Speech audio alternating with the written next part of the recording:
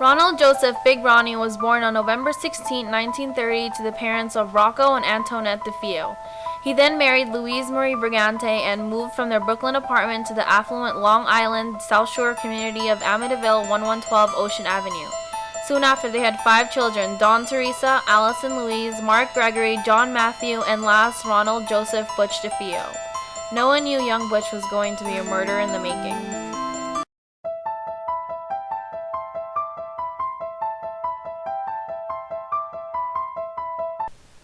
Butch DeFeo Jr. was born on September 26, 1951.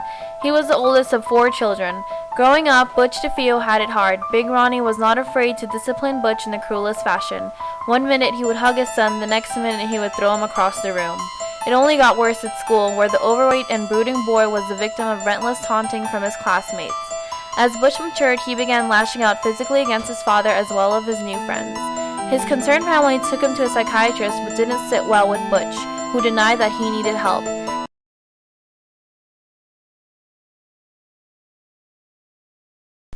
At 23 years old, Butch DeFeo bursts into Henry's bar in Amityville, New York, and declared, "You gotta help me. I think my mother and father are shot." Soon after, county police searched the house and found that 6 members of the same family were dead in their beds. Dawn Teresa, Allison Louise, Mark Gregory, John Matthew, Ronald Joseph, and Louise Marie had been shot and dead around 3 o'clock in the morning at the DeFeo house. Butch was taken to the local police station for his own prosecutions at the scene of the crime. He came, he opened the door, and he was screaming, "Come on, help me, somebody shot my mother and father." And everyone ran out of the bar, and that was it.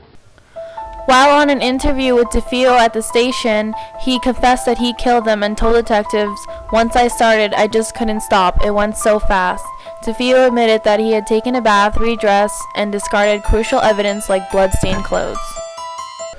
DeFeo's trial began on October 14, 1975. He was declared of insanity, with him claiming that voices in his head had urged him to carry out the killings. He had antisocial personality disorder and was aware of his actions at the time of the crime. DeFeo appeared for arraignment at the First District Court in Hauppauge, where he was ordered held without bail. As is standard practice in a multiple murder case, he was arraigned in only one of the killings, that of his 12-year-old brother Mark. On November 21, 1975, DeFeo was found guilty on 6 counts of second-degree murder. In December, Thomas Stark sentenced him 25 years to life. All the 6 victims were found lying face down in their beds and no signs of struggle or sedatives, leading to someone in the house should have been awakened by the noise of the gunshots. Neighbors did not report any hearing of gunshots being fired.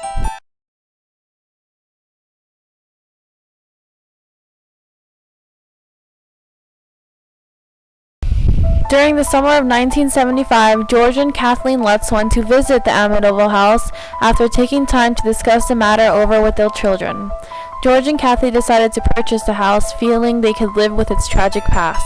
The Lutz family was set to move in December, and a friend of George suggested the house should be blessed by a Catholic priest.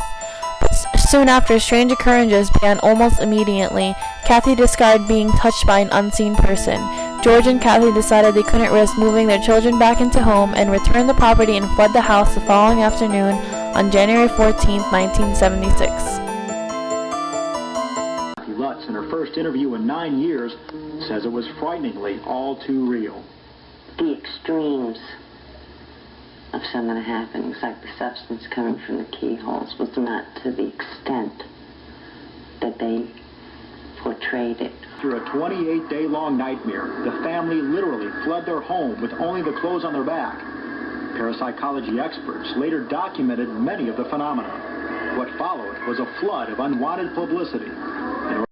After fleeing the home in January 1976, George and Kathy Lutz hired a self-proclaimed demonologist called the Warrens, and they described an overwhelming sense of sadness and depression throughout the entire home. Many families that had moved to the house soon after had been terrorized by paranormal events too. There are now book and film versions linked to the murder, such as the 9 films. The 1979 film, based on Jay Anson's novel, is the most known in the series, portraying the actual DeFeo murder or the paranormal phenomena of George and Kathy Lutz. Houses here are way out of our price range. When the business is good, we're going to have the greatest house. It's beautiful. This is an amazing house. You are going to love it. Holy. That's the deal of a lifetime. So, what's the catch? There was a crime, a murder. In the house? Several people, a family. The accused claims he heard voices coming from within the house.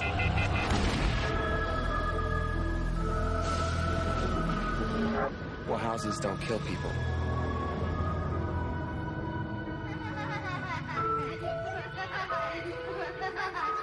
To a perfect house, and to a perfect family. This is my life. There was a family lived here some time ago. They had a similar problem. I'm living in their house. I need to get out of here. Just pack up and go. Everything we have is in this house. There's something evil in my house.